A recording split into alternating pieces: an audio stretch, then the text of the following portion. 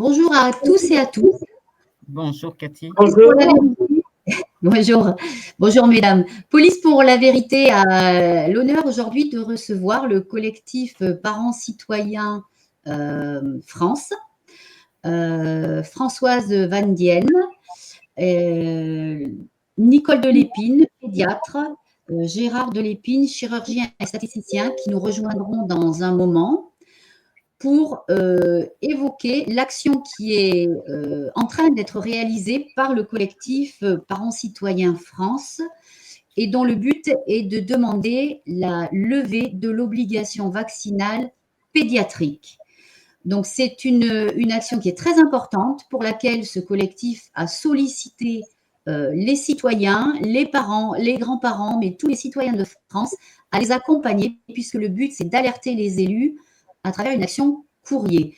Donc, je vais d'abord donner la parole à Martine en tant que représentante de ce collectif qui va se présenter, qui va présenter son collectif et qui va présenter cette action.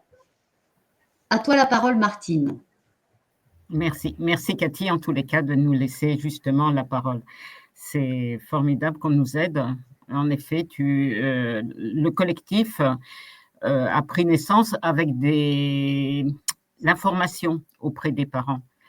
On a informé sur le garde d'asile, on a informé sur les 11 vaccins, sur le Beyfortus, et on revient sur les 11 vaccins puisque normalement cette obligation devait être que transitoire, temporaire. Donc on informe également dans la rue les parents, on propose des solutions et on écrit aux administrations. On a écrit à la NSM, à l'ONIAM, au Conseil de l'Ordre, aux ARS, aux communautés de communes, aux élus, aux sénateurs, aux députés, et même jusqu'aux députés européens, aux maires, à la PMI, aux sages-femmes, aux journalistes. Il faut à tout prix que nos enfants aient la santé respectée et qu'on doit assurer leur avenir. Et malheureusement, tous les parents ne sont pas aujourd'hui éveillés. Loin de là. La plupart, par conviction aveugle, pensent bien faire en protégeant en amont de maladies potentielles leurs enfants. Et donc, ils respectent les recommandations du gouvernement et de leurs médecins. Pourtant, dans les bilans annuels réalisés par le ministère de la Santé, seule la couverture vaccinale est considérée. Ni les effets indésirables, ou même les potentiels bienfaits, ni les maladies disparues ou bénignes, tout cela n'entre nullement dans ces résultats annuels au niveau national. Seule la couverture vaccinale leur importe, quoi qu'il en coûte. Et leur but est à atteindre, ils espèrent, le 100%. Mais donc, nous avons préparé divers courriers pour toutes ces campagnes, et grâce à de nombreux co-signataires sur les différentes actions, des milliers de lettres ouvertes furent postées, envoyées par mail, des flyers distribués dans la rue, sur les réseaux, Facebook, Telegram, Twitter. On vient d'ouvrir d'ailleurs avec @FranceParents, on vient d'ouvrir un compte Twitter. Nous alertons, informons. Des médecins, eux aussi, sont co-signataires. Donc d'ailleurs, Gérard et Nicole Delépine. Et nous soutiennent et interviennent dans les rédactions. Des collectifs et des associations sont partenaires. Nous représentons plus de 300 000 citoyens. Avez-vous eu la curiosité de vérifier les pages vaccination du carnet de santé de votre enfant? Aurait-il eu uniquement des vaccins obligatoires? Sur le net, vous pouvez comparer par rapport au calendrier vaccinal fourni par le gouvernement. Ce calendrier est publié chaque année et vous renseigne sur les vaccins et leurs obligations. Il y a de nombreuses pages, mais page 60, vous avez ce calendrier d'obligations actuel, et page 81, vous avez même un calendrier de rattrapage si jamais vous n'avez pas fait dès les 2 premières années les vaccinations réglementaires. Donc, les vaccins, ils utilisent un mot recommandé.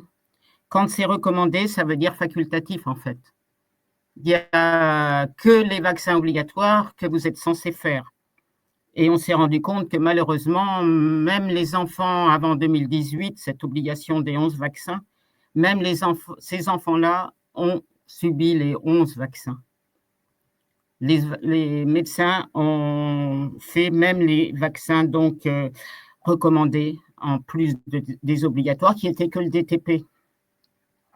Donc, il faut que ça cesse, ces abus. Il y a eu de nombreux effets indésirables et on ne les remonte pas. De peur de l'ordre des médecins, de peur de beaucoup de choses, les gens ne savent pas et après ils sont confinés chacun chez soi et ne savent plus où donner de la tête.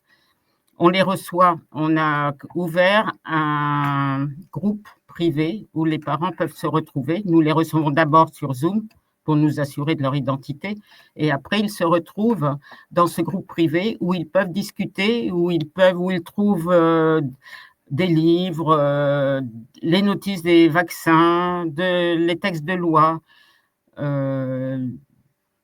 des conseils médicaux. Tout le monde peut avoir accès à tous ces accès si on est parent. Et donc, prendre connaissance des obligations qui finalement ne pas être abusées. Sur le calendrier fourni par le gouvernement, dont j'ai parlé juste avant, à la page 68, il y a autre chose qui pourrait vous intéresser également. Il existe les obligations vaccinales professionnelles. Et c'est un fait que même des employeurs ou même à l'éducation nationale, on essaye d'imposer une vaccination qui n'est même pas inscrite dans ce calendrier. Donc, à vous d'aller en page 68 de ce calendrier vaccinal que l'on trouve sur le net. J'ai les coordonnées, si vous voulez, on peut vous les retranscrire pour aller trouver calendrier vaccinal. Il est remis à jour pratiquement tous les mois. Donc, à revérifier à chaque fois qu'on vous impose quelque chose, que ce soit pour votre enfant ou pour vous-même à votre profession. D'autre part, on conseille, il y a un abus de fait au sujet du carnet de santé. C'est un secret médical que vous devriez garder auprès de vous. Quand on vous demande si votre enfant a été vacciné ou pas, vous pouvez juste fournir que la photocopie des actes de vaccination. Vous n'êtes pas obligé d'amener le carnet de vaccination ni à l'école, ni à la mairie, ni à la crèche. De toute façon, ces personnes-là ne sont pas censées pouvoir correctement interpréter les données médicales. Et elles sont votre propriété et pas celle du public. Et d'autre part, une question très importante qui nous est posée, c'est cette obligation vaccinale. En fait, si vous gardez vos enfants chez vous, il n'est pas question d'avoir à les vacciner. Vous pouvez très bien attendre l'entrée en collectivité. Et vous avez jusqu'à 3 mois, une fois qu'il est entré en collectivité, que ce soit à la crèche ou à l'école, vous pouvez attendre donc ces 3 mois pour commencer la première vaccination obligatoire. Ça aussi, les médecins ne le disent pas et veulent à tout prix vacciner les bébés dès 2 mois. Pour ceux qui n'ont pas eu, qui ont été déjà embêtés à la maternité avec le Beyfortus, qui lui n'est même pas obligatoire. C'est donc le Beyfortus fait partie des recommandés et non obligatoires, à ne pas se tromper dans le terme. Il y a une proposition également, c'est de faire une prudence aux injections. Ne faites qu'un seul vaccin à la fois. L'obligation ne fonctionne que pour un vaccin. Vous pouvez très bien différer d'1 mois le deuxième, puisque de toute façon, les vaccins se font le 2, le 4 mois, ils sont assez espacés. Donc, vous, de vous-même, pour les diverses vaccinations, ne prenez qu'un vaccin. L'effet cocktail, on ne les connaît pas tous, d'une part, on ne sait pas ce qui se passe dans le corps du bébé. Et deuxièmement, si jamais il y avait un effet indésirable qui survenait, il serait impossible de l'attribuer à tel ou tel laboratoire, puisqu'en général, ces 2 vaccins sont de marques différentes en plus. Il ne faut pas non plus les faire pendant la fièvre ou des poussées dentaires. D'accord. Mais ça les médecins, effectivement, le savent. En principe, on vaccine jamais un enfant qui est pas bien. Par contre, il me semble, et là, certainement Françoise, puis Martine, puis Nicole. Nicole, nous en parlerons plus tout à l'heure, mais il semblerait quand même qu'aujourd'hui, il y ait des vaccins qui soient plusieurs vaccins dans la même seringue. Donc, ce que tu dis, effectivement, de vacciner une vaccination après l'autre, il y a des fois aujourd'hui où c'est même plus possible parce que tu ne trouves plus ces vaccins séparément. Mais ça, je pense que nos amis médecins et pédiatres nous l'expliqueront tout à l'heure. Je m'excuse de t'avoir coupé, je te rends la parole, Martine. Non, mais tu as bien fait. Mais ça a toujours été des valences mélangées, hein. Il y a le DTP, c'est c'est diphtérie, tétanos, polio. Ça, c'est pas nouveau. Mais donc pour le reste, en effet, il y a du cumul en plus. On a un organisme, l'ONIAM, qui est censé indemniser en cas de problème d'effet indésirable. Mais c'est pareil, il faut savoir que cet ONIAM qui indemnise pour tous les effets délétères des médicaments, pour les vaccins, ne rembourse que les vaccins obligatoires. Donc, les vaccins recommandés ne sont pas remboursés s'il y a un problème. Donc, réfléchissez, renseignez-vous, regardez ce calendrier vaccinal.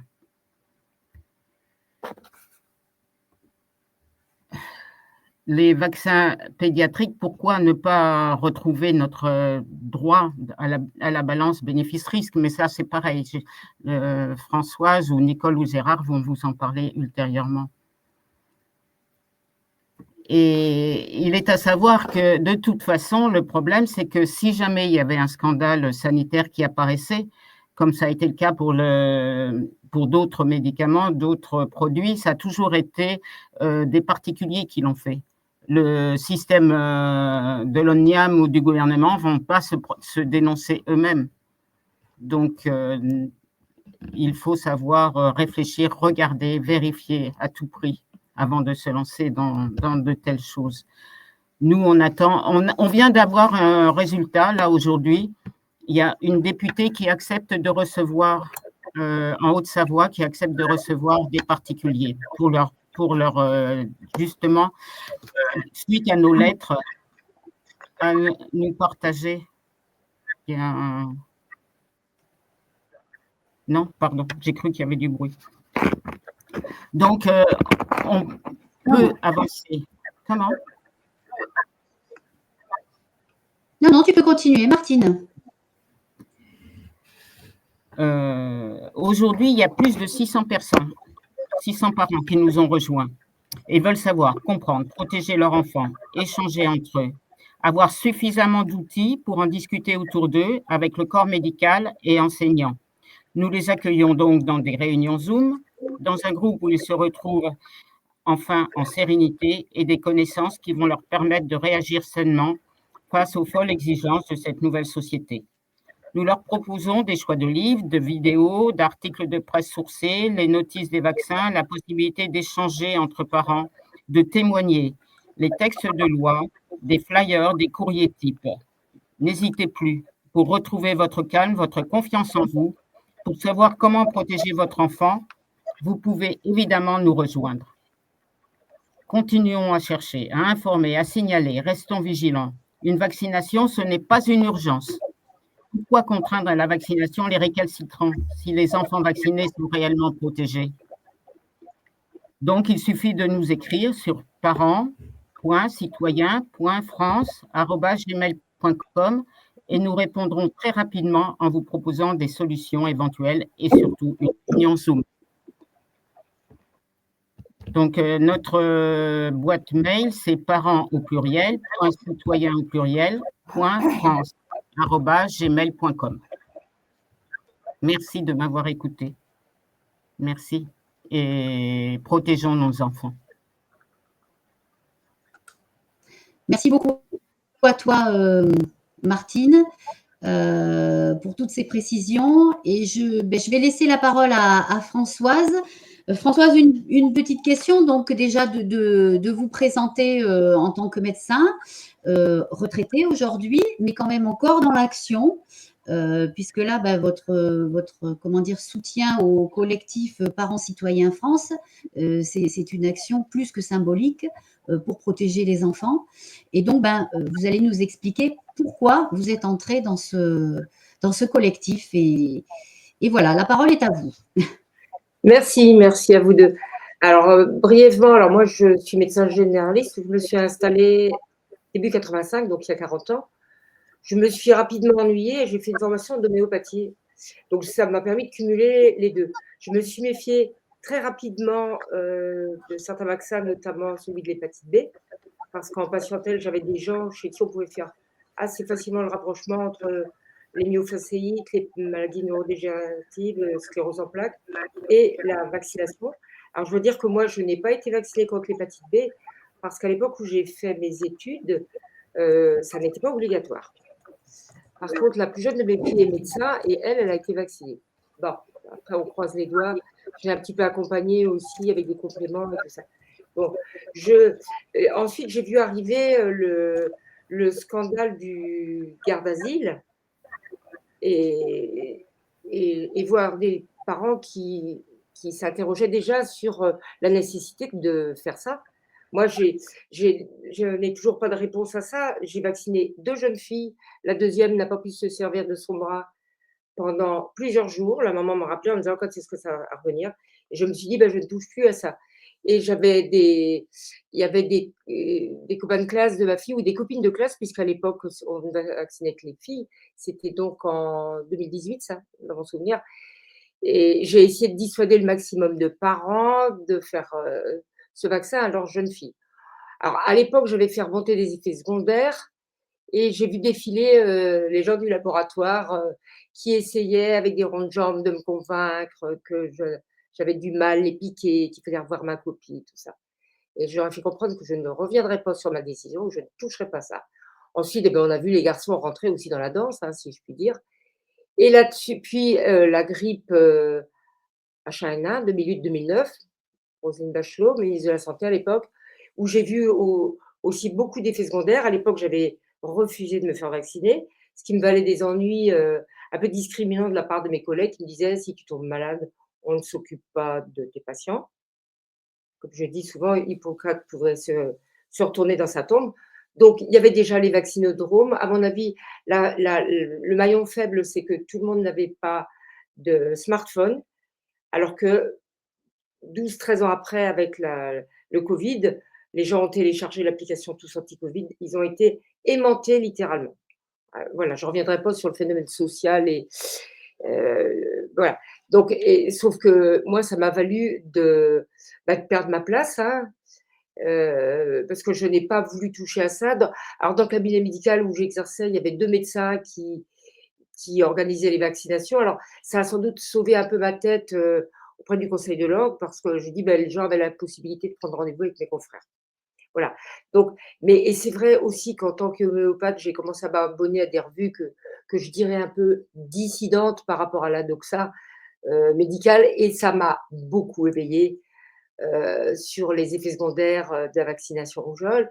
Et moi, je me souviens aussi de la période où on est passé des vaccins tétravalents, tétracoque, tétravac, au vaccin pentavalent et à la modification aussi du vaccin coqueluche, hein, qui est devenu un vaccin acellulaire qui on l'a vu, n'est pas autant protecteur, mais qui crée quand même des effets secondaires.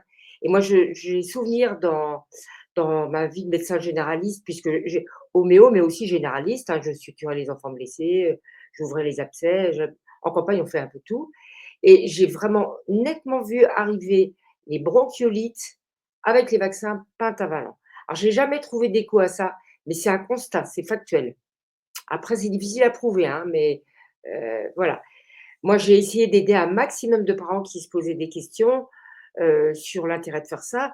Et il y a donc à peu près 1 an, j'ai un de mes voisins là qui m'a fait parvenir des flyers qu'il avait trouvés sur le marché de Rambouillet, flyers qui étaient distribués par Martine et sa collègue. Et voilà, et moi j'ai rejoint un collectif citoyen. Alors j'ai donné votre adresse mail à des tas de parents parce que moi j'habite sur la commune, donc les anciens patients, je les croise à la boulangerie, au Carrefour Market, enfin voilà. Et donc, j'ai encore beaucoup de contacts avec les gens et j'ai beaucoup diffusé l'adresse mail pour que les gens se rapprochent du collectif de Martine. Alors, ceci dit, quand je les retrouve, on sent que les gens ont peur un peu. Il s'est passé vraiment, des choses qui pour intimider les personnes. Les gens ont peur que l'enfant ne soit pas pris en collectivité. Ça pose problème après à l'école. Alors moi, j'ai été rassurée de voir aussi, grâce à Martine que, les enfants pouvaient bénéficier de 3 mois. Bah, moi, je dis toujours aux parents: «C'est la politique des petits pas, on va voir, on se repose la question dans 2 mois et demi», et alors je suis dans une région aussi où il y a pas mal de mamans qui restent à la maison, et ça a été mon discours. De les convaincre, comme disait Martine tout à l'heure, que pas de collectivité, pas d'obligation vaccinale. Donc c'est des femmes qui gardent les enfants à la maison, au moins 6 mois. Je me dis: «Bon, c'est déjà ça de gagné, quoi». On avance, sur la pointe des pieds. Alors moi-même, j'ai signé la pétition, contre l'obligation vaccinale. Maintenant, voilà, c'est parti dans les tuyaux, pourvu que je trouve qu'il y a une grande prise de connaissance quand même de la part des parents. Mais il y en a qui ont du mal à se mobiliser. Il y en a qui vraiment, heu, bon, on leur a appris à obéir, hein. On sait bien ces dernières années là, les parents ont vraiment peur que l'enfant ne soit pas admis en collectivité. C'est ça, c'est qu'on tient les parents par cette pression, hein, Oui, parce que pour la vie de tous les jours, bah, ils sont obligés de remettre leurs enfants, que ce soit en structure collective ou à une assistante maternelle, etc. Donc, ils sont tenus par cette contrainte-là. Mais, et ce qui est intéressant, c'est que vous dites aussi attention, quel est le bénéfice-risque? Tous les enfants ne devraient pas être injectés, enfin, ne devraient pas être absolument. vaccinés systématiquement. Systématiquement. C'est pas une action contre la vaccination, c'est une Non, non, action non, non. contre l'obligation L'obligation, vaccinale. absolument, Voilà, on absolument. devrait tous avoir le choix de certains vaccins et pas d'autres, et de le faire en toute conscience et en toute tranquillité. Et parce que, ben, vous l'avez cité, il y a quand même des effets secondaires qui sont là, et ben, cherchons Et effectivement durable. ces Ils sont effets durables. secondaires. Voilà. Alors, on va faire monter avec nous Nicole de Lépine. Bonjour. Bonjour à tous. Merci beaucoup d'être avec nous. Alors, je vais peut-être nous remettre en. Voilà. Il y a un téléphone qui sonne quelque part. C'est bien, mais c'est pas grave. D'accord.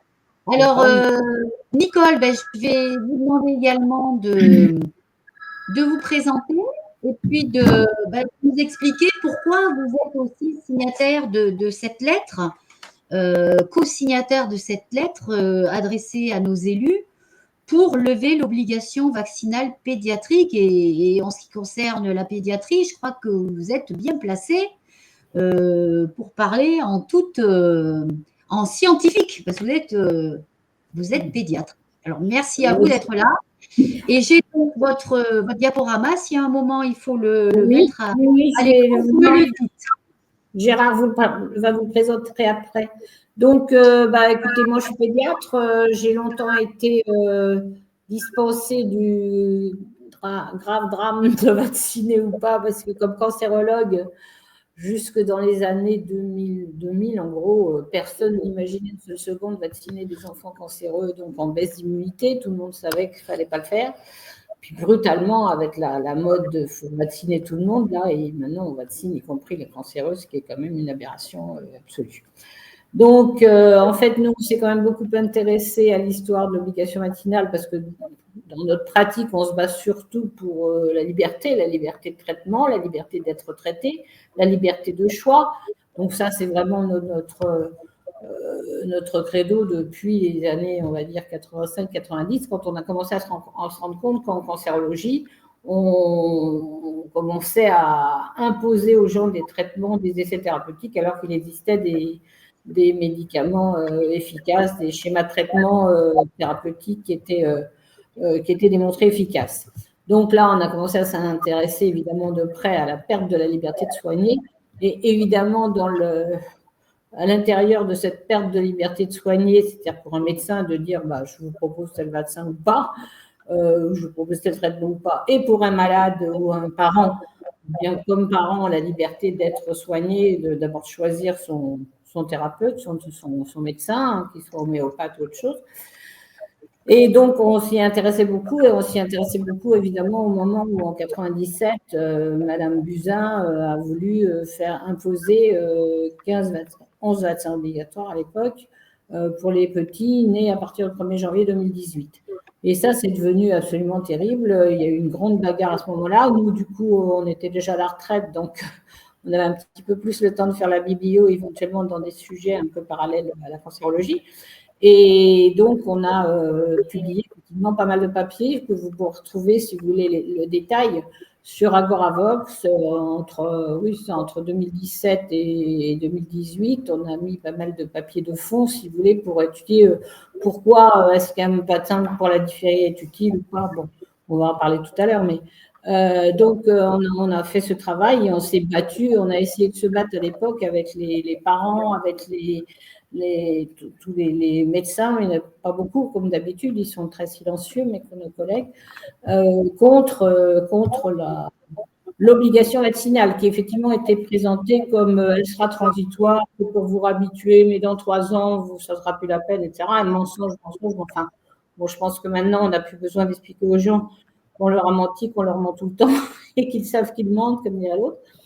Donc, après, on s'est beaucoup intéressé aussi en tant que cancérologue.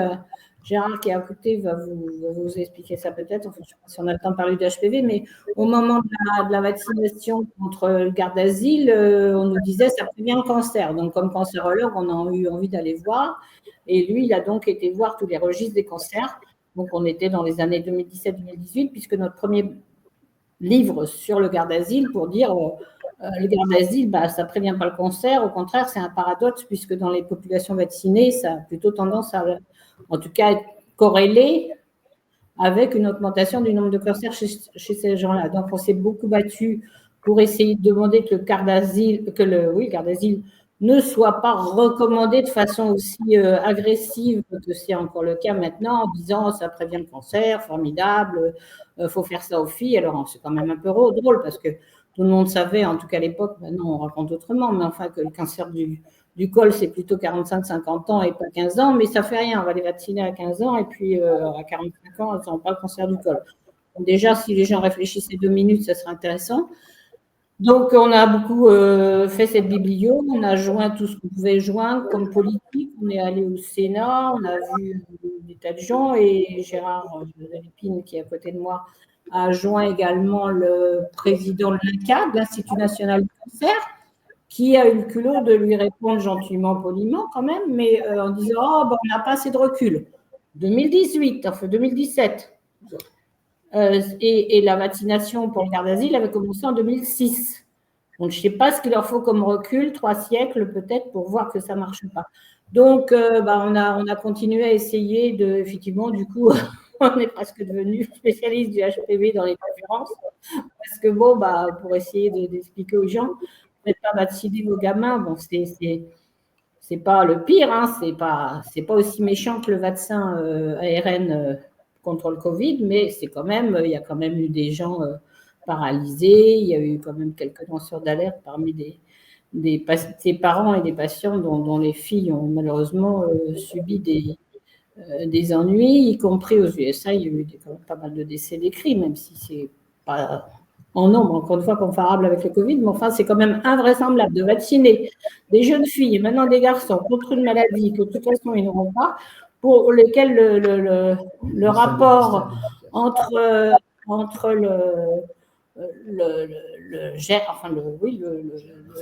l'infection considérée n'a pas de démonstration de son rôle dans le cancer. Et qu'en plus, pour le cancer du col, il existe quand même le dépistage.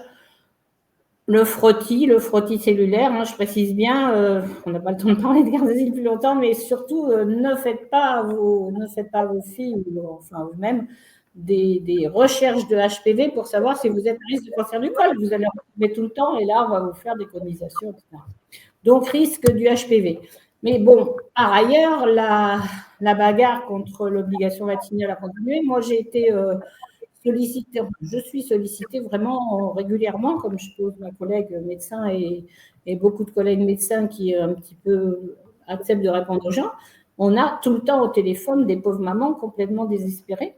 Hein, donc, heureusement, ces associations, parents citoyens, etc., vont répondre un peu à ça. Mais qu'est-ce que je fais? Ben voilà, mon gamin, il a 12 mois, je veux lui en collectivité. Ah, ben, faut que j'aille au crèche, etc. Et là, c'est vraiment un drame. C'est pour ça que moi, je trouvais qu'effectivement, ce dossier des obligations vaccinales méritait d'être repris, réouvert. Et je suis très heureuse que l'association Parents Citoyens, entre autres, effectivement, fait cet énorme travail, essaie de sensibiliser les gens. Alors, si vous voulez un petit peu de théorie, Gérard avait fait un diaporama qui peut vous montrer rapidement. On lui donne, je ne sais pas si on lui donne 40 minutes, 45 minutes. Pour vous, il faut, enfin, qu'est-ce que c'est que l'histoire de la vaccination obligatoire, si vous voulez. Oui, alors ce que je vais faire, Gérard, il est à côté de vous, Nicole? Oui, je suis là. D'accord, donc je vais faire monter le diaporama et puis moi, je vais descendre dans les coulisses, je vais vous laisser toute la… Oh ben non, mais c'est bon, là, non, mais c'est pas lui, problème. ça suffit, comme ça. Moi, voilà. Donc, voilà, et c'est moi qui vais, vous me direz, Gérard, je passe les diapositives parce que je ne pense pas que vous ayez la main dessus. Donc, merci en tout cas, bonjour, et merci à vous d'être là. Et donc, je suis à votre service pour faire passer les diapos. D'accord, et vous lui donnez combien de temps à peu près? Quelle heure? Une bonne demi-heure? Et moins 10. Ouais, une bonne demi-heure, ouais. Parfait, okay. On y va alors.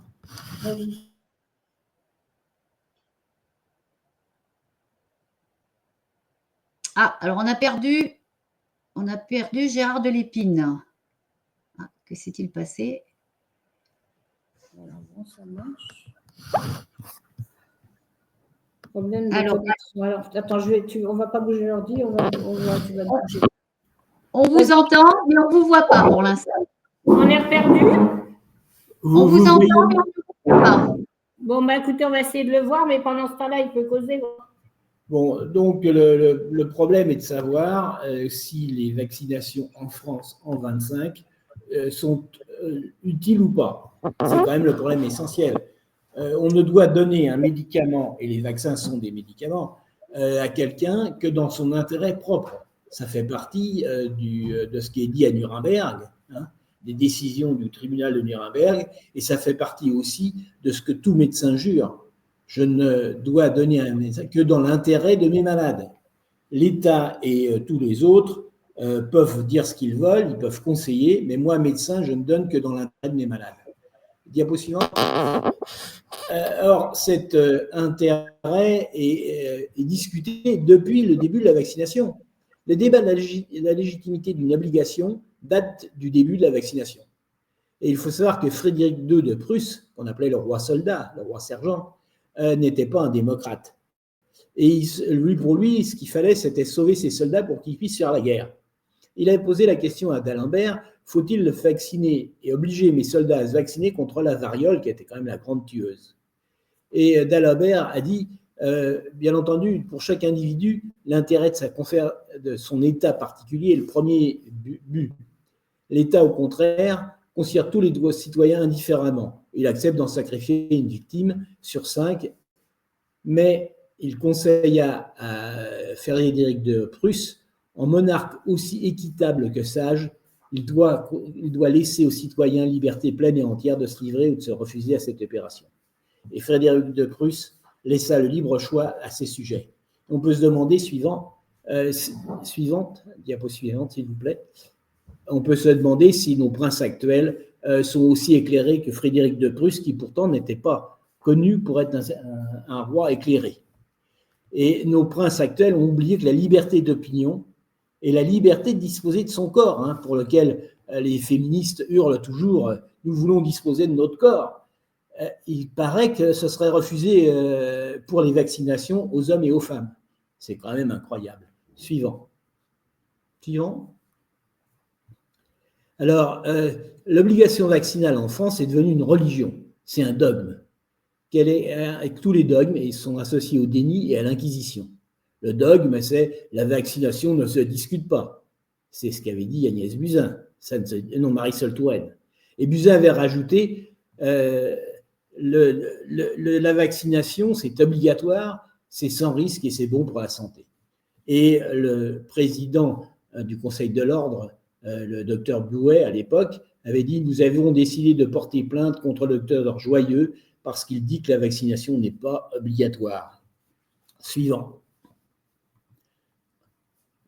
Alors, ce débat pour la vaccination obligatoire, ce n'est pas la vaccination qui est en cause, mais l'obligation vaccinale, c'était un peu étouffé par les problèmes qu'on a eus, mais il a acquis un renouveau d'actualité avec le Covid.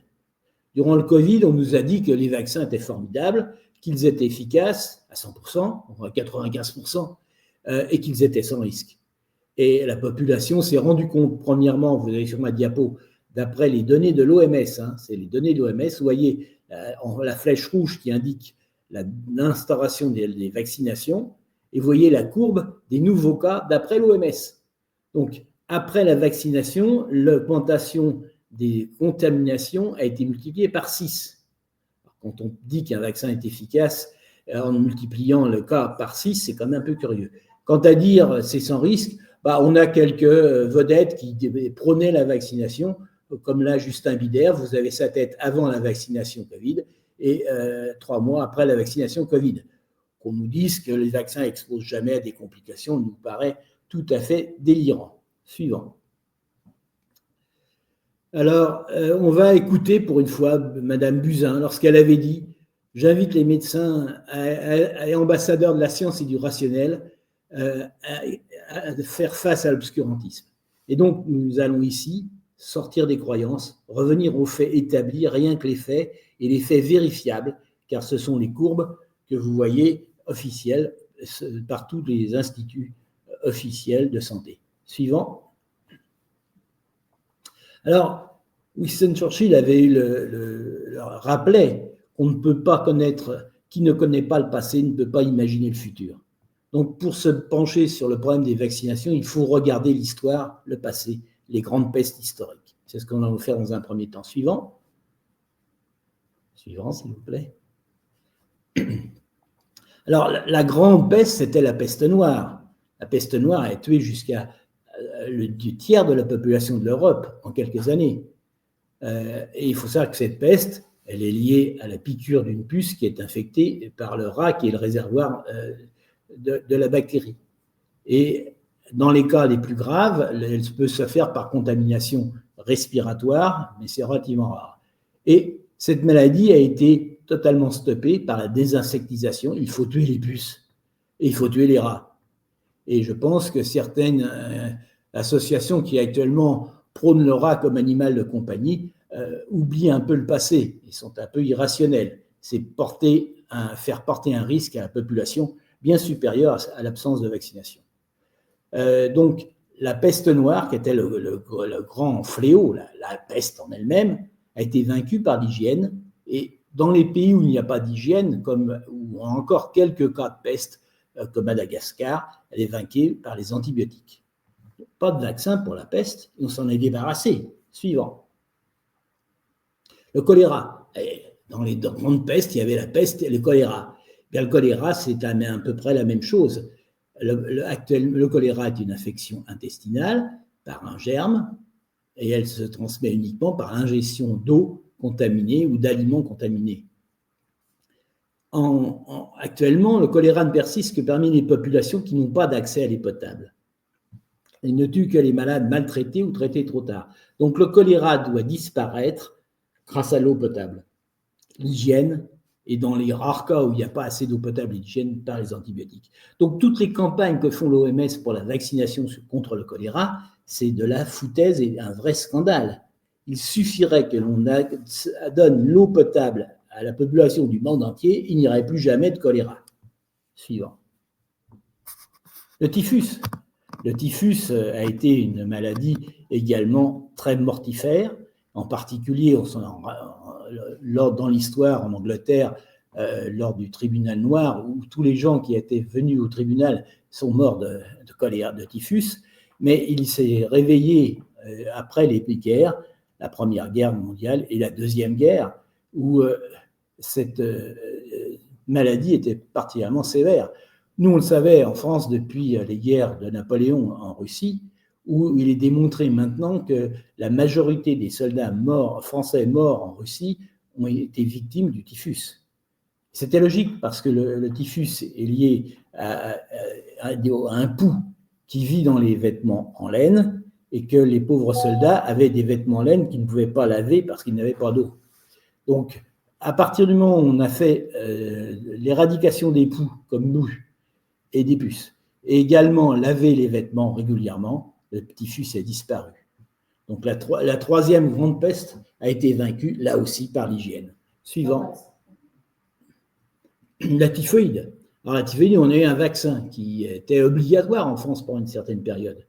Mais la typhoïde, c'est également une infection bactérienne qui se transmet uniquement par l'eau souillée et les aliments. Il suffit d'avoir de l'eau potable et de prendre des précautions d'hygiène lors de la cuisine. On ne peut pas attraper la typhoïde. Donc là aussi, d'ailleurs, le vaccin a été abandonné en France à partir du moment où l'eau potable a assuré la disparition de la maladie. Donc là aussi, la typhoïde a été vaincue par l'eau potable et l'hygiène et achevée par les antibiotiques. Et les vaccins ne peuvent être utiles que dans les pays sans eau potable, si par hasard on y va. Suivant. La lèpre. La lèpre était un des grands fléaux qui ne tuait pas, mais qui donnait des invalidités considérables. C'était également une maladie infectieuse due à une bactérie. Et elle a été vaincue par l'hygiène et les antibiotiques. Et elle a été d'ailleurs vaincue principalement avant même les antibiotiques par l'hygiène et la séparation des malades et des autres. Et il n'y a pas de vaccin utile. Suivant. La variole. La variole est une maladie d'origine virale, elle est effectivement très contagieuse, elle était très mortifère, et c'est la seule maladie qui a réellement bénéficié, c'est la principale bénéficiaire de la vaccination, puisque l'association du vaccin contre la variole et des mesures d'isolement des malades a permis l'éradication. Et l'éradication n'a été possible parce que la variole n'avait pas de réservoir animal. Donc, il y a un cas réel d'utilité de la vaccination, ça a été la variole, où la vaccination a joué un rôle considérable. Suivant, mais c'est pour l'instant la seule. La tuberculose. La tuberculose, on nous a aussi imposé la vaccination contre la tuberculose pendant très longtemps en France. Actuellement, l'OMS reconnaît que la vaccination n'empêche en aucun contre la tuberculose, n'empêche absolument pas la dissémination de la maladie. Et actuellement, en 2025, l'OMS dit le traitement préventif de la tuberculose, c'est les antibiotiques, le traitement des malades tuberculeux. Et là, peut-être que le port des masques par les malades qui sont atteints de tuberculose et qui toussent et qui ne sont pas traités depuis suffisamment longtemps peut être utile parce que c'est une bactérie et les masques sont utiles contre les bactéries qui sont 100 fois plus gros que les virus, en gros. Donc, le BCG était incapable de prévenir la transmission. Encore un vaccin inefficace. Suivant. Le sida était le modèle. Depuis 30 ans, on nous dit on va guérir, on va empêcher le sida grâce à la vaccination. On a dépensé des centaines de millions, plusieurs milliards même, et on n'a toujours pas de vaccin. Donc, aucun vaccin n'a été efficace, n'a été élaboré contre le sida. Donc, la prévention, c'est tout bêtement le préservatif et son traitement, les antiviraux.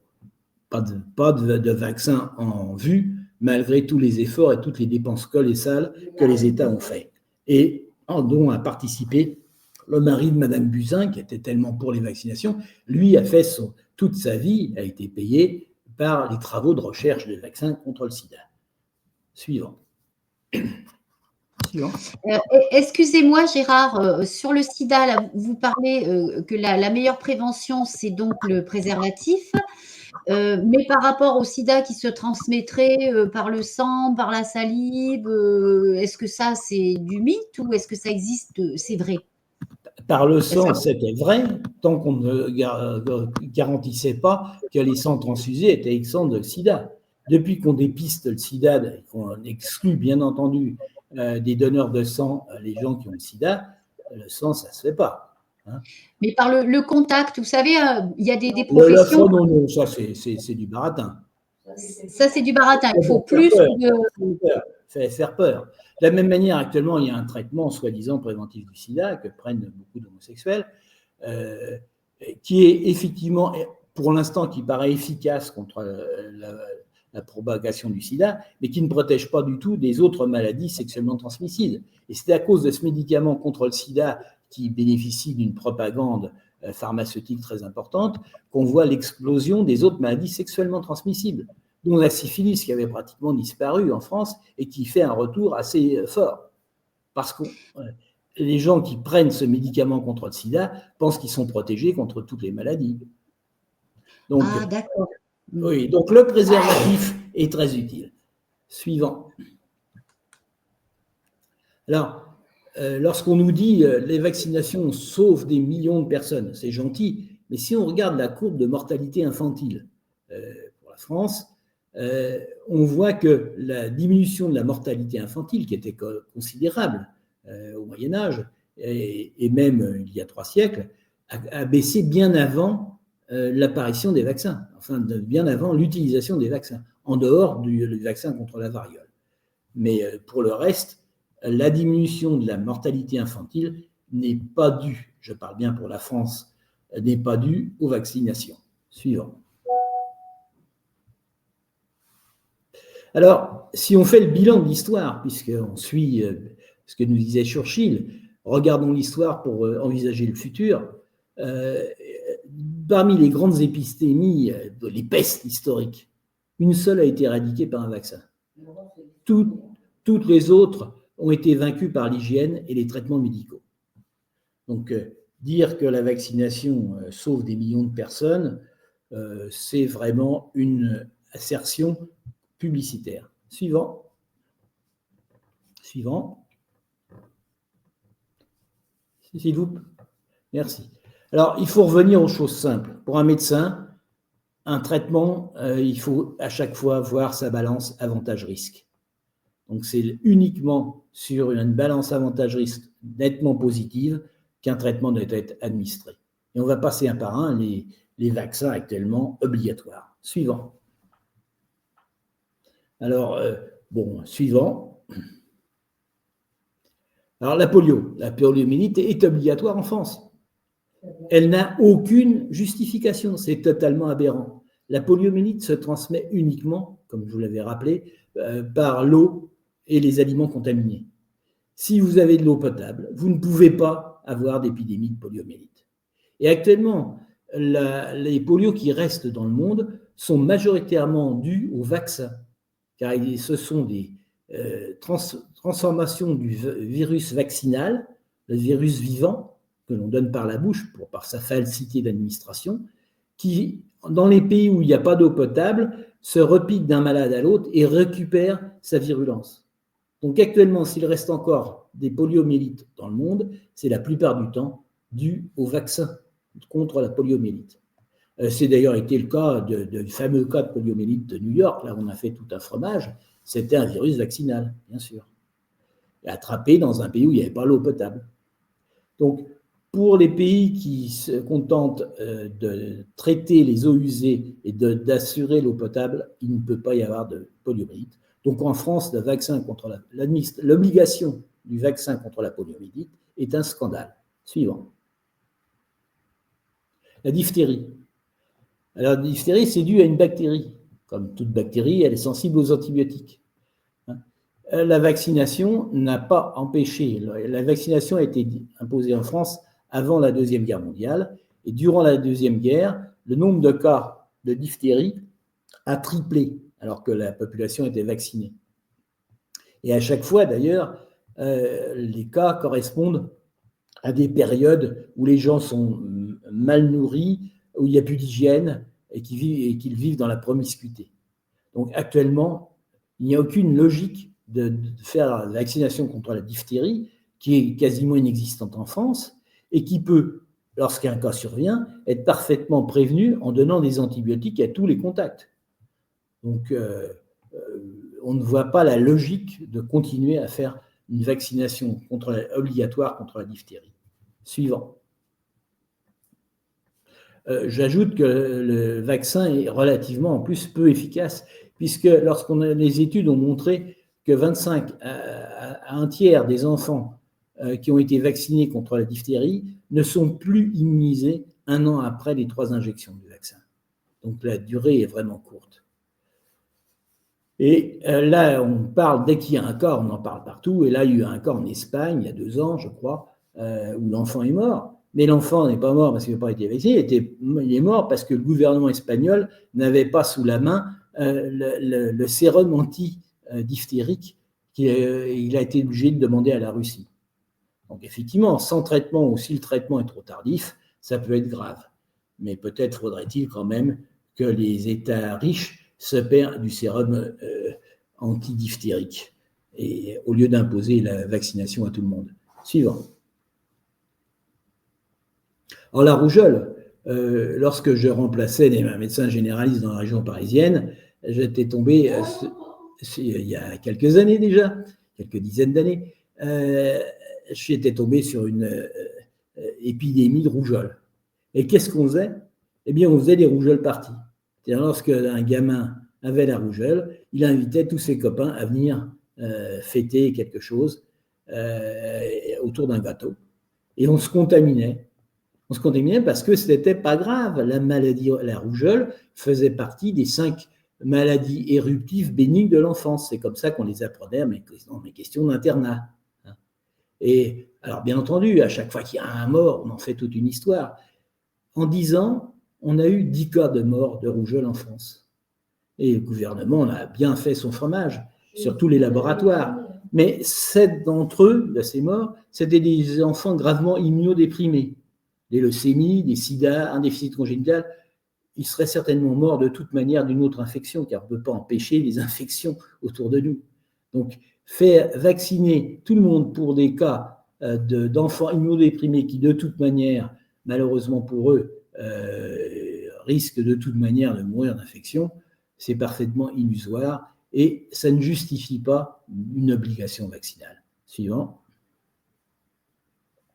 Donc, l'obligation vaccinale contre la rougeole est non éthique. Parce que lorsqu'une maladie a presque disparu, les risques de la vaccination dépassent forcément les éventuels bénéfices, puisque le bénéfice est infime et le risque, lui, il est le même. Et lorsqu'on vaccine 700 000 enfants par an, même si le risque est très faible, il apparaît. Donc, et en plus, les recommandations étaient précises. Dans le guide des vaccinations de 2012, en raison de la persistance possible des anticorps maternels, les enfants de moins de 12 mois peuvent ne pas répondre de manière satisfaisante à la vaccination. C'est ce que disaient ceux qui sont les pro-vaccins. Et on a quand même fait une obligation vaccinale le plus tôt possible chez les enfants qui naissent. Parfaitement ridicule. Suivant. Le tétanos. Alors, le tétanos, c'est une maladie qui n'est pas contagieuse. Elle s'attrape par une plaie, elle ne s'attrape pas de manière de transmission interhumaine. Donc, pour prévenir le tétanos, il faut nettoyer les plaies, ce qu'on appelle en chirurgie parer les plaies. Parce que ce germe est un germe anaérobie, il ne peut vivre qu'en l'absence d'oxygène. Donc, c'est les plaies profondes, effectivement, le clou dans le pied, par exemple, qui peut inoculer des tissus en profondeur. Si vous nettoyez correctement les plaies, vous ne pouvez pas attraper le tétanos. Et vous pouvez aussi le traiter par des antibiotiques, puisque c'est un germe, et un germe tout à fait sensible aux antibiotiques. Donc, il peut être prévenu. Alors, ce qui est tout à fait, qui démontre que la vaccination antitétanique ne serait pas utile en France, ce sont les exemples des pays européens, étrangers. En Grande-Bretagne, en Allemagne, ces 2 pays ont abandonné la vaccination. La Suède n'a jamais vacciné contre le tétanos. Et ces pays ont moins de tétanos que la France actuellement. Donc on peut s'interroger vraiment sur l'utilité de la vaccination antitétanique, sauf peut-être pour des professions exposées. Les gens qui travaillent dans la terre, les terrassiers, les gens qui travaillent au contact des chevaux, puisque le cheval est le réservoir principal de la bactérie tétanique. Ceux-là ont peut-être intérêt à se vacciner. Mais ce n'est vraiment que cette infime partie de population qu'il est, et il n'y a strictement aucune raison de le faire chez le nourrisson. C'est parfaitement ridicule. Suivant. Alors donc, pourquoi garder une vaccination antidiphtérique? Là aussi, il faut garder quelques doses de sérum et on serait protégé. Suivant. Alors, la vaccination contre l'hépatite B, ça c'est un exemple, puisqu'on nous parle beaucoup de vaccination anti-cancer, c'est le rêve des laboratoires pharmaceutiques. Hein. On va vous trouver des vaccins contre le cancer de partout. Et le premier cas, ça a été le vaccin contre l'hépatite B. On a mis dans le commerce dans les années 90 le vaccin contre l'hépatite B qui ne se transmet uniquement par le sang et les rapports sexuels. Hein. Le sang, essentiellement les injections de drogue et les rapports sexuels. Donc, vraiment, on ne voit pas l'intérêt chez le nourrisson. Hein. Avant 15 ans, le risque d'attraper l'hépatite B est nul, sauf de la mère à l'enfant né, si la mère a effectivement l'hépatite B actuellement active. Mais en dehors de ça, il n'y a aucun risque. Donc, dans les pays effectivement à faible revenu, comme l'Afrique, il y a beaucoup de transmission mère-enfant à la naissance. Mais en France, ce n'est pas le cas. Donc, en 1994, comme les laboratoires n'arrivaient pas à vendre leur vaccin contre l'hépatite B pour protéger de l'hépatite B, dont tout le monde s'en fichait, ils ont dit, attention, le cancer du foie est dû à l'hépatite B, vaccinez-vous contre l'hépatite B et on va faire disparaître le cancer du foie. Et 37 millions de personnes ont été vaccinées. Sous l'aspect d'une campagne de promotion, c'est contre le cancer et une obligation, bien sûr, pour le protéger. Alors, c'est absolument affreux, car si on regarde tout simplement les registres des cancers, savoir comment évaluer l'incidence du cancer du foie, puisque ce vaccin a été donné contre le cancer du foie. Suivant. Eh bien, on voit que l'incidence augmente. En France, en 1997, c'est-à-dire 3 ans juste après le début de l'instauration de la vaccination, l'incidence du cancer du foie était de 1 pour 100 000. Après 20 ans de vaccination, l'incidence du cancer du foie en France est atteint 5 pour 100 000.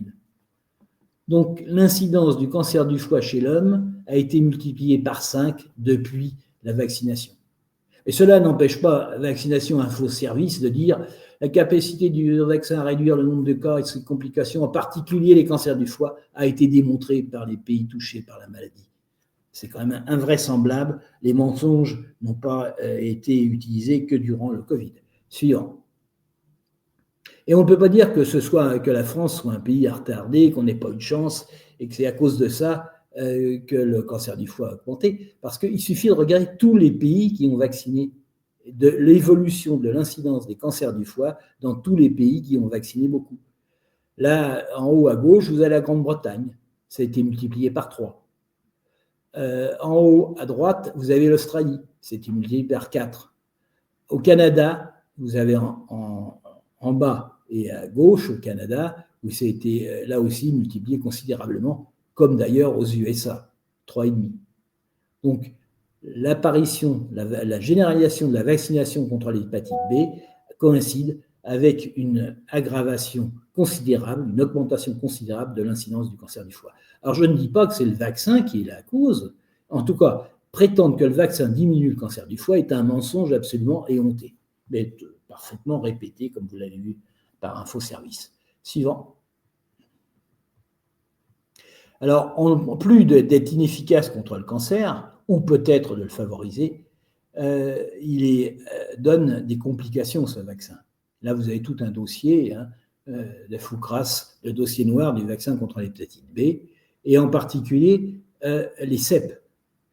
Une incidence de 1 CEP pour 10 000 vaccinés. Donc, non seulement c'est suivi d'une augmentation des cancers du foie, et en plus, ça fait augmenter des cas de sclérose en plaques. Et cette augmentation du cancer en plaques a été reconnue par les tribunaux Et les gens qui étaient professionnellement obligés de se vacciner contre l'hépatite B et qui ont eu des scléroses en plaques post-vaccinants ont été indemnisés. Donc, on ne dise pas que c'est un fantasme. Suivant. Suivant. Juste, je voudrais faire remarquer qu'une sclérose en plaques pour 10 000 vaccinés, c'est énorme. Enfin, moi, je trouve que ce chiffre est énorme. Mais 1 sur 100 000, ce serait énorme aussi. Pour un vaccin qui n'est pas utile, toute complication est insupportable. Mais bien entendu, plus il y en a et plus c'est insupportable.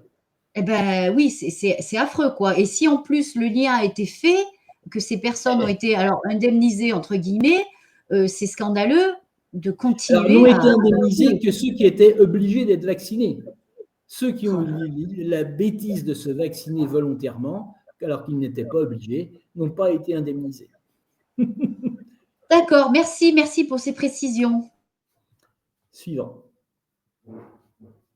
Alors, la coqueluche, on nous fait un monstre de la coqueluche, comme on nous a fait un monstre du Covid ou de n'importe quoi. Le Covid chez l'enfant était vraiment une maladie parfaitement bénigne. Et la coqueluche est une maladie infectieuse, elle aussi liée à une bactérie égale antibiotique efficace, hein, et qui est tout à fait bénigne. Mais on nous a raconté que c'était extrêmement dangereux, qu'il fallait vacciner. On a rendu la vaccination obligatoire. C'est ce qui est tout à fait stupide, ce qui n'est pas justifié par sa mortalité, puisqu'on a entre 0 et 1 mort par an en France, et pratiquement toujours des gens immunodéprimés ou des gens qui ont d'autres maladies. C'est un peu comme le Covid, on déclarait mort de Covid tous les gens qui avaient reçu une balle dans la tête, mais où la sérologie post-mortem montrait qu'il y avait le Covid. C'était quand même parfaitement artificiel. Suivant. Et là aussi, c'est d'autant plus scandaleux de prôner la vaccination contre la coqueluche que cette vaccination est peu efficace. En 1993, aux États-Unis, 218 étudiants ont été atteints par la coqueluche, alors que 96% d'entre eux étaient vaccinés. Ça a recommencé dans le contexte marin en 2010. La plus grande partie des enfants touchés par la coqueluche étaient vaccinés contre la coqueluche. En 2016, 8000 cas ont été enregistrés en Suède et 90% des enfants étaient pourtant vaccinés. Donc, on ne peut pas dire que ce vaccin est efficace. Suivant. C'est également valable pour le rotavirus et beaucoup d'autres, puisqu'on on va aller un peu plus vite. Cette vaccination n'est pas recommandée en Suisse. Suivant. Je ne sais pas. Suivant. Alors, ce qu'il faut bien comprendre, suivant encore, on va tomber... Les méningoes, c'est intéressant. Là, je vais dire un peu, pour les méningoes, c'est on n'a pas eu le temps de faire les diapos pour les nouveaux vaccins, mais c'est là où ils ont augmenté la vaccination en passant de 11 à 15 valences, c'est-à-dire pour effectivement un décret publié en juillet 24 au journal officiel qui s'applique au 1er janvier. Donc, c'est un problème actuel, hein, pour les nourrissons qui sont nés avant toujours la même chose, qui sont nés avant le 1er janvier 2018. Ils étendent la vaccination à d'autres valences de méningocoque contre le A, le B, le W et le Y. Et ça entre en vigueur dans 6 mois à partir du 1er janvier 25. Donc ça, il va falloir se méfier beaucoup. Je vous conseille à tous de suivre les travaux du docteur Michel Delorgeril qui a déjà fait pas mal de choses intéressantes sur le sujet, enfin sur toutes les vaccinations en général, mais déjà sur les méningoes, où il nous explique qu'on a un risque augmenté de méningite dans les mois à venir. Il y a aussi Denis Agrey qui a fait des papiers intéressants sur ces méningoes.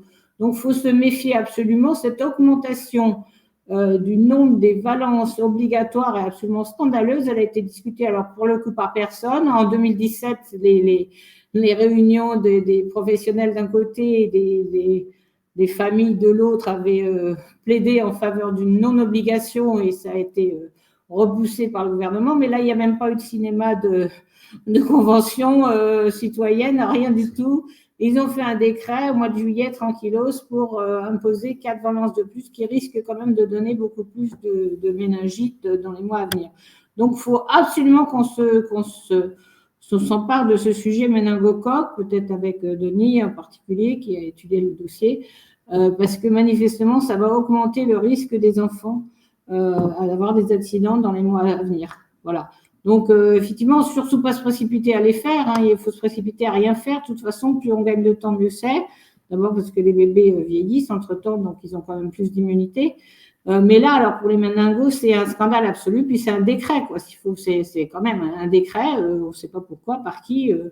Vu la compétence des ministres de la Santé qu'on a eu sur le domaine du Covid, on imagine leur compétence sur le meningo. Voilà, juste la petite parenthèse sur le meningo. Alors là, on est déjà bien en retard, donc le reste du diaporama est intéressant. Pourquoi est-ce qu'on vaccine et on veut absolument vacciner? Il faut bien comprendre une chose. Jadis, les laboratoires pharmaceutiques traitaient les malades. Mais leurs actionnaires se sont rapidement rendus compte que ce n'était pas rentable, car si le traitement était efficace, le malade guérissait et il n'y avait plus besoin de traitement. D'autre part, si le traitement était inefficace, le malade mourait, il n'y avait plus besoin de traitement. Donc l'idéal pour un laboratoire pharmaceutique, c'est de traiter les bien portants en prétendant leur éviter des maladies futures. Donc le vaccin est typiquement le genre de médicament, comme celui qui fait baisser le cholestérol et d'autres médicaments, les médicaments préventifs, ça c'est l'Eldorado des laboratoires. Alors les vaccins ont un avantage sur tous les autres, c'est qu'on peut les rendre obligatoires, donc c'est formidable. Et les laboratoires pharmaceutiques qui sont mondialisés ont les moyens de convaincre les décideurs. Et donc, les liens d'intérêt sont absolument colossaux. Et là, la fin du diaporama montre les liens d'intérêt de tous ceux que vous voyez partout sur les écrans qui parlent. Oui, passe les... Alors, les autres pays donc occidentaux ont supprimé l'obligation vaccinale et leur situation sanitaire ne s'est pas dégradée. La Belgique, dans le nord de l'Europe, il n'y a pas d'obligation vaccinale et bien entendu, la situation sanitaire est comparable à celle de la France ou un peu meilleure. C'est quand même un problème. Suivant. Oui, il n'y a pas d'essai. Alors, ça, c'est important. Ce qu'il faut comprendre, et c'est ce qui est maintenant bien répété aux États-Unis, c'est que les vaccins sont autorisés sans essai clinique satisfaisant. Nous, en cancérologie, quand on prenait un nouveau traitement, on étudiait le taux de mortalité à 5 ans des gens qui avaient le nouveau traitement et les autres. Pour les vaccins, c'est jamais comme ça. Pour les vaccins, on ne regarde pas si ça protège. Vous avez vu ça pour le Covid. Et on regarde si ça donne des anticorps. Mais nous, on s'en fiche des anticorps. Ce qui nous intéresse, c'est que les malades vaccinés soient protégés contre la maladie. Et ça, on a très peu d'essais qui le montrent. Donc, d'autre part, ils le font à très court terme, ce qui nous permet d'éliminer toutes les complications. Et si on n'a pas réussi à éliminer toutes les complications à court terme, eh bien, au lieu de comparer contre rien, vaccin contre rien, c'est là où on voit les risques de complications dues au vaccin, eh bien, on fait vaccin contre un autre vaccin ou contre les excipients du vaccin, qui permet de tout cacher. Donc, la Fondation Cochrane, qui est une association internationale sans but lucratif, et il dit bien, les résultats des essais des vaccins ne sont pas probants. Les critères de jugement clinique sont souvent incorrects et avec une taille d'échantillon trop petite pour voir les complications. Effectivement, quand vous avez une complication sur 10 000, ce n'est pas en faisant un essai sur 5 000 personnes que vous verrez la complication. Mais c'est systématiquement la manière dont les grands laboratoires pharmaceutiques font leurs essais, et surtout, ce qui est dramatique, dont les gens chargés de la sécurité vaccinale acceptent de pareils essais. En particulier, l'Europe accepte des résultats complètement aberrants. Vous l'avez vu durant le Covid. Suivant. Alors, le mieux, c'est le Dengvaxin, le vaccin contre la dengue. Les essais avaient coûté $1,5 milliard américain et duré 10 ans. C'est formidable, sauf que quand on l'a fait aux Philippines, 15 à 20% des vaccinés ont fait des formes graves. Ça a été un grand scandale et les représentants du laboratoire français sont vite revenus en France avant que les Philippins leur mettent la main dessus. Suivant. Donc, le pari sanitaire, le vaccin est un pari. En France, on pense que donner à l'époque 11 vaccins, on avait calculé, aboutirait à faire plus de 1000 victimes. donc bien plus que la vingtaine des morts des maladies qu'ils prétendent vouloir éviter. Donc le seul bénéficiaire certain de l'obligation française de vaccinale, c'est l'industrie du vaccin. Suivant. Alors là, Luc Montagnier avait dit les vaccinations de masse ont été désastreuses. Suivant. Alors donc, pourquoi faire une obligation pour des maladies qui ont quasiment disparu ou qui sont habituellement bénignes? Suivant. Donc c'est le marché idéal, on l'avait dit. Et alors là, le futur doit être absolument vaccinal. Ben oui, le vaccin est le marché idéal et actuellement, on a plus de 200 vaccins qui ont commencé leur course au profit, et en particulier contre le cancer du cerveau, contre anti-nicotine, contre le Parkinson, contre le diabète. On n'a pas encore sorti de vaccin contre la vieillesse, mais j'espère bien que ça va sortir. Suivant. Bon, alors, la corruption en Italie est mafieuse, elle a été prouvée, et c'était un vrai niveau, puisque c'était le ministre italien de la Santé qui avait reçu 600 millions de lire. Il a été mis un peu en prison, mais depuis, il est revenu à l'Europe avec un poste tout à fait bien. Il a prouvé qu'il était efficace pour les laboratoires. Suivant. Alors, le problème est de savoir effectivement, dans une agence de santé publique, est-ce qu'on est un représentant de l'État ou de Big Pharma? Suivant. Suivant. Alors là, donc les experts que nous avons partout, ils ont le droit d'être à la fois professeurs d'université, experts de l'Agence française de sécurité sanitaire, membres de la haute autorité de santé. Ils ont le droit d'être conseillers du ministre de la Santé. Ils ont le droit d'être promoteurs d'essais. Suivant. Et là, vous avez quelques exemples. Donc, en France, il y avait une étude d'une commission officielle qui mettait que 80 à 100 professeurs de médecine français reçoivent près de 500 000 € annuels de l'industrie pharmaceutique. Et c'était avant le Covid. C'était avant le Covid. Mais ça explique certaines positions. Suivant. Là, vous avez l'exemple, donc Signet, Cohen, Daniel, Launay, pour quelques des mots que vous avez. Suivant. Donc, vous avez pratiquement tous les experts que vous voyez sur les plateaux sont bourrés de liens d'intérêt.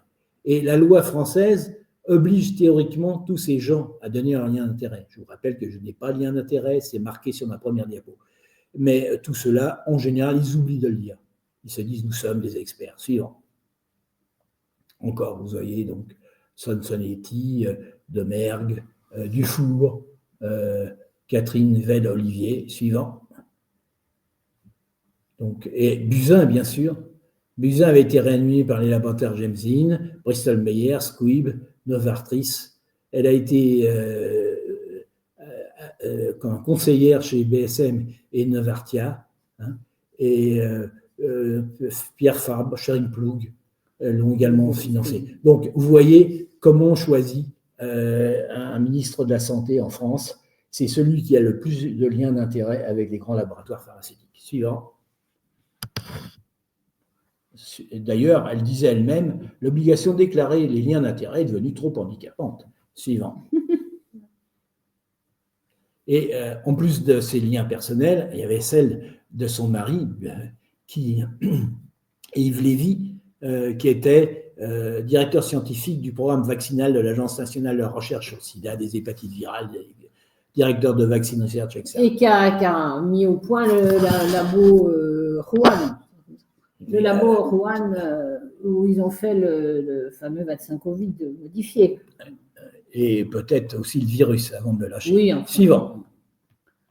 Travailler là-dessus. Donc, je pense que vous en avez eu assez pour aujourd'hui. Bon.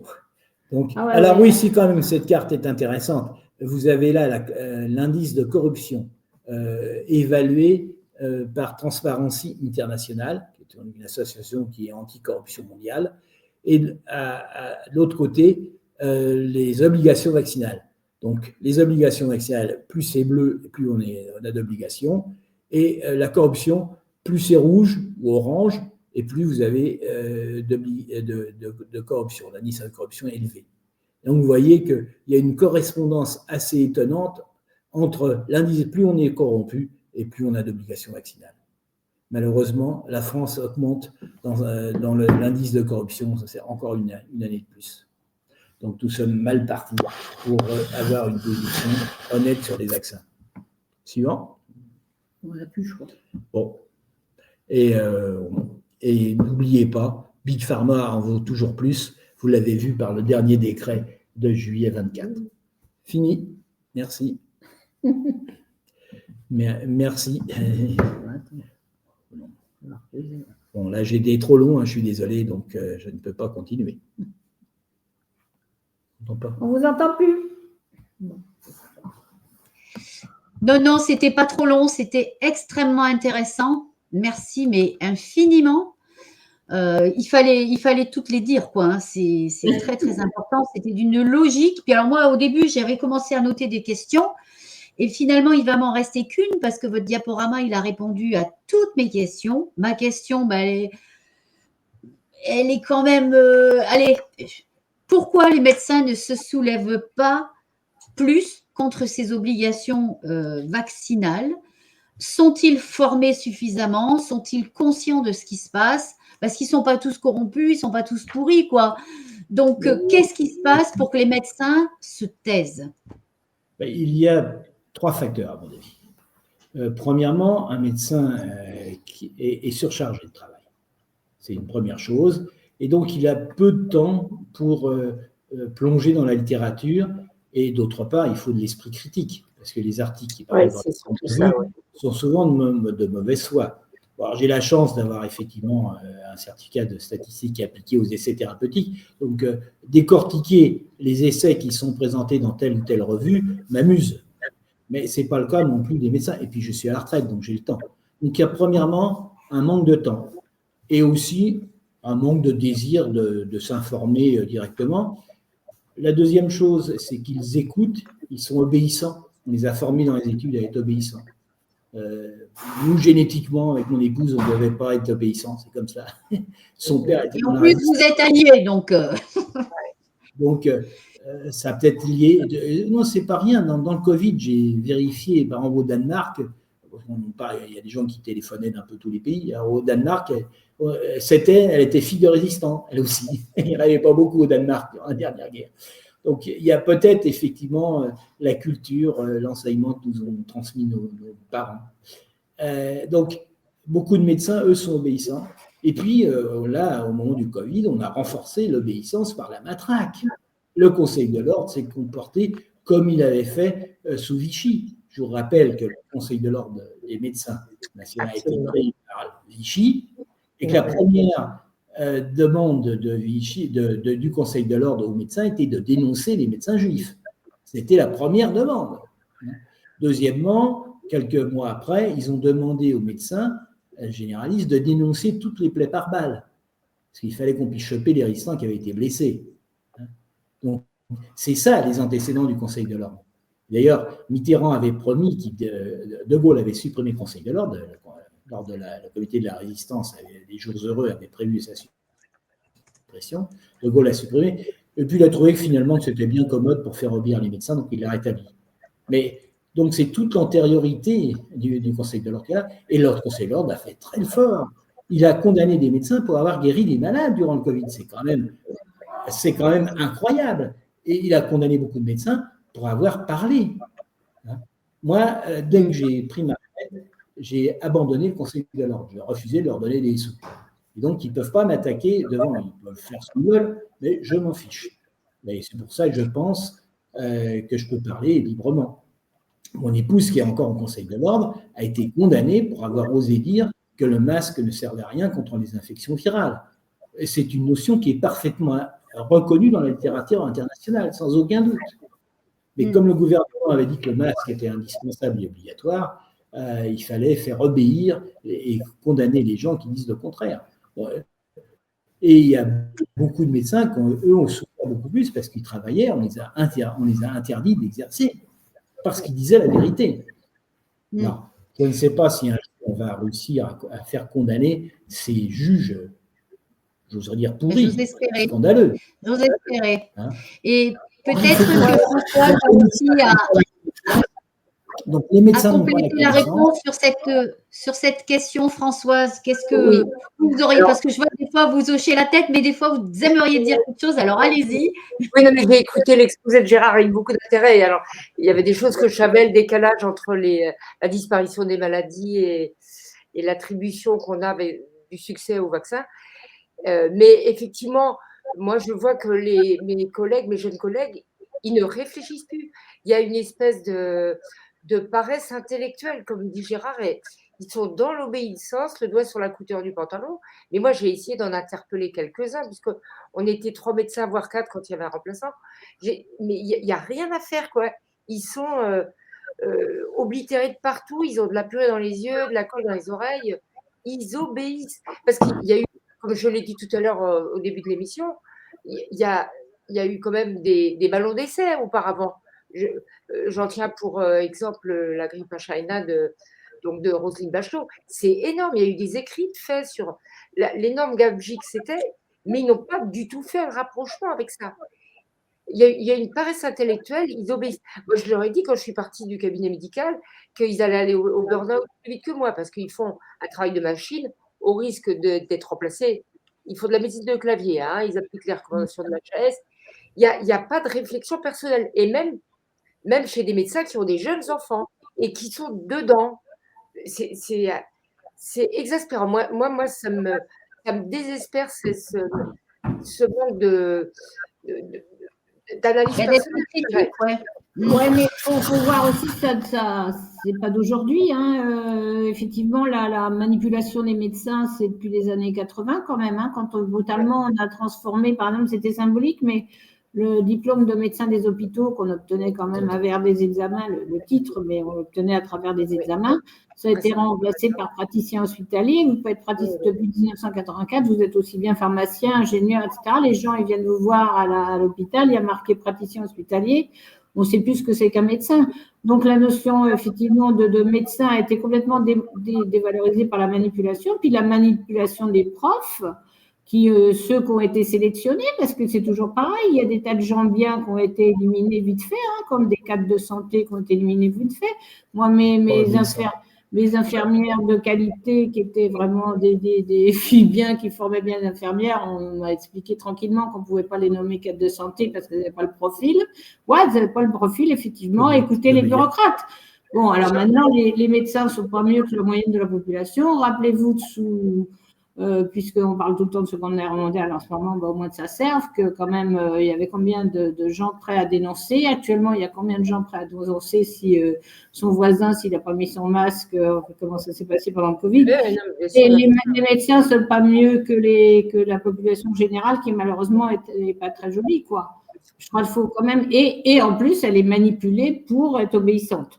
Alors, il y a tous ceux qui s'en vont, hein, qui, bon, on n'a pas de retraite pour avoir été nommé professeur, mais enfin, c'est quand même extrêmement simple de savoir pourquoi on n'a pas été nommé professeur, parce que de temps en temps, on a dit merde, bah non, il ne fallait pas faire ça comme ça. Bon, manifestement, on n'avait pas le profil, nous non plus, quoi. Non, mais c'est pas… Donc, ils ont éliminé les gens qui ne voulaient pas obéir, parmi lesquels des gens de grande qualité, et ils ont laissé comme patrons, et encore, ça ne suffisait pas, les patrons qui n'étaient pas toujours toxiques, alors on leur a mis par-dessus le directeur de l'hôpital qui menaçait effectivement leur privilège de patron ou de chef de pôle ou de chef de je ne sais quoi. Donc on a conditionné, on a sélectionné ceux-là, hein, comme dans les boîtes. Hein. Ça doit être comme où ils ont vidé. Il y a beaucoup de politique qui est rentrée dans la santé. Excuse-moi, je te coupe, Nicole, mais la politique est rentrée massivement dans la santé. Sarkozy a quand même fait remplacer les directeurs de l'hôpital par des administratifs. Parce que jusque-là, c'était des médecins qui connaissaient peut-être un peu le terrain, quoi. Alors mais les médecins ont accepté. Bien sûr, bien sûr. Mais quand Gérard disait tout à l'heure que les médecins ont beaucoup de boulot, alors là, moi, j'ai les poils qui se hérissent parce qu'ils s'organisent surtout très mal. Pourquoi ils font des ordonnances à 3 mois sur des traitements qui ne nécessitent aucune surveillance biologique ou autre? Non, mais ils se fabriquent, ils remplissent leur agenda avec des choses qui sont un peu faciles. Là aussi, ils endorment leurs neurones. Hein. Il y a vraiment une paresse intellectuelle, je trouve, global, hein, qui s'est. Une disparition de la clinique, de ça, de nos mains, de nos oreilles, et une disparition de la clinique. Moi, je vois encore, puisque je dis, j'habite sur l'endroit où j'ai travaillé, et moi, je croise des patients qui me disent que quand ils vont faire renouveler leur traitement contre l'hypertension, on ne les touche pas. On ne les touche pas. Jamais, moi, les mains. Alors, c'est facile de remplir son agenda. Nos cancéreux qui vont à l'hôpital, ils ne sont pas examinés. Voilà. Ou il faut reprendre un rendez-vous parce que tu as une entorse et puis que tu as l'orihydrate. Enfin, je dis n'importe quoi, mais ils se fabriquent du travail. Moi, je ne suis pas d'accord. Enfin, je comprends ce que dit Gérard, mais là, on a fabriqué des paresseux, hein, puis des médecins de clavier, là aussi. Oui, c'est ça. Nous, c'est les paroles de vieux, là, déjà. Ils vont chauffer. Donc, c'est intéressant, ça, c'est largement aggravé. C'est très intéressant ce que tu dis là. Enfin, ça remonte pas le moral, mais ça montre que ça s'est encore largement aggravé par rapport à ce qu'on a vécu jusqu'en 2014. Quoi. Ah ouais. Alors, c'est un autre sujet, mais c'était une question importante aussi. Parce que ces vaccinations obligatoires, ce sont quand même des médecins qui les font. Et s'ils avaient conscience de tout ce que nous a donné Gérard, là, son diaporama, ses explications sont hallucinantes, quoi. On devrait tout stopper demain, quoi, même ce soir. Là, on arrive au terme. Il faut quand même rappeler que les pédiatres, le tiers de revenus du pédiatre est assuré par les vaccinations. Mais ils font le boulot de la PMI. Ils font le boulot de la PMI. Mais oui, c'est fou parce que. Mais après, quand les enfants sont malades, on a des rendez-vous à 3 jours, à 4 jours, à 15 jours. Donc, il faudrait laisser un peu de place dans les agendas pour les malades. Mais bon, je vais vous donner la parole à nouveau à chacun tour à tour, 2 petites minutes pour clôturer cette rencontre qui a été vraiment lumineuse. Hein. Vraiment, merci beaucoup. Donc, je pense qu'on va commencer par Martine. Martine, c'est moi qui ai coupé ton micro. Je vais te le rétablir. Voilà, Martine. En conclusion, donc, rappelons qu'on est là pour favoriser cette action, promouvoir cette action et donner envie aux gens de vous rejoindre et de participer à cette action. Pour rebondir simplement sur ce que vient de dire Françoise, les PMI ont peut-être un inconvénient pour les parents, c'est qu'ils ont les vaccins disponibles sous la main. Les parents n'ont même pas à aller en pharmacie pour les acheter. Donc, s'ils vont en PMI pour faire suivre leur enfant, ils ont encore plus de chances de ressortir avec le bébé vacciné. Le risque, c'est comme dans les EHPAD, quoi. Oui, comme dans les EHPAD. Encore plus de risques et encore de chances. Donc, pour terminer, notre lettre ouverte que l'on a faite pour début décembre et qui a été envoyée au ministre de la Santé, puis au mois de janvier, ce début janvier, à partir du 7, on l'a envoyé au Premier ministre, aux sénateurs et aux députés. Tout le dossier est toujours disponible. Donc, si vous voulez nous accompagner, il y a déjà eu des milliers de lettres, mais il n'y en a jamais assez. Si vous voulez nous accompagner et aider pour lever cette obligation vaccinale, n'hésitez pas à nous écrire à parents.citoyens.france@gmail.com. Je vous enverrai immédiatement tout le dossier et vous pourrez l'envoyer par courrier, par mail, à volonté. Et je vous remercie énormément d'avoir suivi cette émission. Et pour nos enfants, surtout, on ne lâche rien et la vaccination n'est pas une urgence. Soigner une maladie, oui, mais vacciner, attendez, réfléchissez et parents et citoyens, nous pouvons vous accueillir sur des Zooms, vous écouter et revoir ensemble s'il y a des solutions. Et Françoise est avec nous, Gérard et Nicole sont pas loin de chez moi et ils sont présents. Ils ont co-signé comme la Ligue, comme le Police pour la vérité, également ont co-signé la lettre. Cette lettre, vous verrez, ils sont dedans. Merci à tous. Françoise? Très bien, très bien. Bah, merci pour cette belle initiative. Moi, je suis ravie de croiser des gens qui pensent comme moi. Bon, c'est effectivement un peu facile. Et puis, je suis aussi grand-mère, donc j'ai absolument pas envie de baisser les bras. Alors, où c'est difficile, c'est quand nos enfants ont un conjoint qui n'est pas dans la même mouvance. Ce n'est pas un critère de choix au moment de la rencontre et au moment où ils décident de faire des enfants ensemble. Ça, c'est une autre bataille, mais moi, ça me motive énormément et j'espère bien qu'il va se passer quelque chose, une forte prise de conscience. Et j'avais envie de dire aussi que, alors moi, j'ai signé la pétition, comme beaucoup, j'ai donné le lien à des parents pour le faire, et qu'il y a aussi une pétition qui circule pour la suppression des ordres, mais voilà, à l'initiative d'un confrère belge qui habite à Nivelles. Voilà, parce il faut supprimer aussi tous ces empêcheurs de tourner rond, là. C'est un problème multifactoriel hein, qui repose effectivement sur la peur, sur la manipulation, une forme de manipulation, sur l'abus de pouvoir, sur le pognon. Enfin, c'est vraiment une sacrée mafia et on a envie de taper dans le vipère là et de démonter tout ça. Au chalumeau, carrément. Merci Françoise. Merci pour ce bon moment partagé en tout cas. Merci. Nicole et Gérard, à vous le mot de la fin. Oui, merci de poursuivre effectivement ce combat énorme parce que je dis, moi, à chaque fois que j'ai quelqu'un au téléphone, je ne sais jamais quoi faire. Je cherche des solutions. En gros, comme on disait tout à l'heure, on peut leur expliquer s'il y a des mamans qui ne travaillent pas, essayer de regrouper entre crèches à domicile, une plus une. Enfin, je ne sais pas, même si on travaille, si on est 5 gamins, il y a 5 gamins, on peut faire. Mais enfin, c'est quand même c'est petit pas à petit pas, effectivement, et on peut sauver quelques gosses comme ça. Mais faut vraiment, c'est monstrueux. Moi, chaque fois que je retombe là-dedans, je suis en colère parce que franchement, faire l'hépatite B à les nourrissons déjà, déjà le reste c'est hallucinant, mais l'hépatite B par exemple, et puis là les meningos avec tout ce qui se raconte par des gens savants comme Denis Agré, etc. sur l'aggravation du risque de méningite dans les premiers mois de vie, c'est effroyable.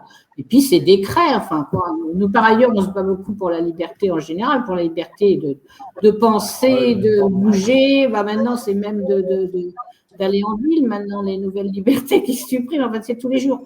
On n'agrandit pas le débat, hein, Nicole. C'est un combat énorme, quoi. Bon, merci. Ça pour la prochaine fois. Merci à tous. Merci. Bon, bonne continuation. À très vite. Gérard, un mot de conclusion? Il est sur une chaise. Gérard, Bon, écoutez, alors, merci à tous les 4 pour votre participation. Nous allons gagner, peut-être pas cette année, mais bientôt, parce que Trump a mis Kennedy comme ministre de la Santé. Et Kennedy est convaincu que les essais ne sont pas faits pour les vaccins et que les complications ne sont jamais inventoriées. Donc, je suis certain que Kennedy, que j'ai rencontré, qui est un type vraiment bien, va demander des études sérieuses et honnêtes sur les vaccinations. Ah oui, mais tout ça, j'ai oublié de dire, et ça va dans le sujet, c'est justement, il a fait quand même. Il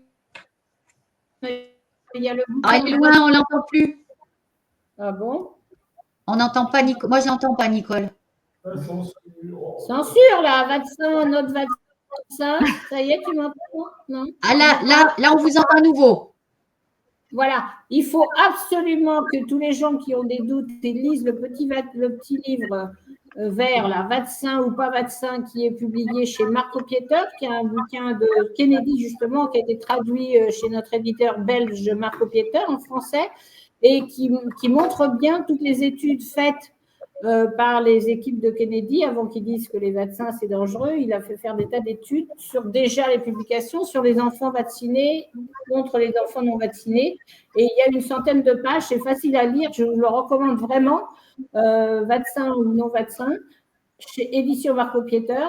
C'est un bouquin donc, de Robert Kennedy et qui démontre qu'effectivement, les gosses non vaccinés font beaucoup moins d'infections, de maladies chroniques, etc. Vous savez, quand on dit je vais diminuer le nombre de maladies chroniques rapidement, il ne dit pas ça en l'air, il dit parce qu'il a étudié tout ça depuis 20 ans, voire 30 ans, et qu'il est heureux là, de pouvoir effectivement faire bénéficier toutes ces études au peuple américain. Merci à lui, en l'occurrence. Écoutez, merci Nicole. Pour une fois que les États-Unis pourraient nous donner un peu de lumière, voyons voir ce que ça va donner chez nous, mais il faut qu'on accepte. C'est clair. Voilà, faut qu'on accepte d'appuyer sur l'interrupteur, nous aussi. Hein. Donc, merci infiniment pour cette rencontre très intéressante. Merci au collectif Parents Citoyens France pour les actions qui sont faites, mais depuis des mois et des mois, pour protéger les enfants. C'est important de protéger les enfants. Pas juste parce que c'est l'humanité de demain, mais ce sont déjà l'humanité d'aujourd'hui. Et ces enfants, ils ont le droit de grandir dans l'équilibre, dans l'amour, dans la sécurité et dans la protection. Donc, c'est notre devoir de parents et c'est pour ça que Police pour la vérité s'associe à toutes les associations et collectifs qui jouent le jeu de la sécurité, de la protection des populations les plus vulnérables, mais aussi de l'humanité, d'être là. Donc, merci infiniment à tous et à très bientôt. Et j'espère que nos auditeurs passeront à l'action et vont écrire à l'adresse du collectif Parents Citoyens France pour participer à cette action. Merci beaucoup. Si vous poser des questions, elles seront transmises par Martine, il n'y a pas de souci. C'est très gentil. Merci Nicole. À bientôt. Très bien.